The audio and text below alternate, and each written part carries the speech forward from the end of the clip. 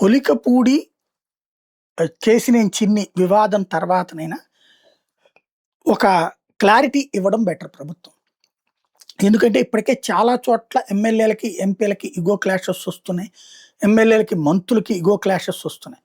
ఇప్పుడు పోలీస్ సిస్టమ్‌లో ఒక లెక్క ఉంటది. ప్రోటోకాల్. ఫర్ ఎగ్జాంపుల్ ఒక ఎఫ్ఐఆర్ అనేది చట్టబద్ధంగా ఎస్ఐయే కడతారు. దర్యాప్తు అధికారే కడతారు. ఎస్పీ కట్టరు. డీఐజీ కట్టరు. ఎఫ్ఐఆర్ అనేది మస్ట్‌గా ఎస్హెచ్ఓ చేతుల మీదగానే వెళ్తది. అట్లాగే లోకల్ ప్రోటోకాల్ ఫస్ట్ ఎంఆర్ఓన. లేదు ఇప్పుడు ఫర్ ఎగ్జాంపుల్ తిరుమలకి పట్టు వస్త్రాలు ముఖ్యమంత్రి తీసుకెళ్ళాలి. లేదా ప్రభుత్వం తరపున దేవాదాయ శాఖ మంత్రి తీసుకెళ్ళాలి. ఫస్ట్ ప్రయారిటీ సీఎం లేదా దేవాదాయ శాఖ మంత్రి. ఇది ప్రోటోకాల్ పెట్టుకున్నారు. అలాగే దుర్గ గుడికి ఇదివరకటి రోజుల్లో అయితే కనుక దేవాదాయ శాఖ మంత్రి తెచ్చేవాడు. లేకపోతే మంత్రి కాబట్టి దేవాదాయ శాఖ కార్యదర్శి తీసుకొచ్చేవాడు. ఆ తర్వాతన రోషయ్య గారి టైంలో ముఖ్యమంత్రి తేవడం బిగిన్ చేశారు.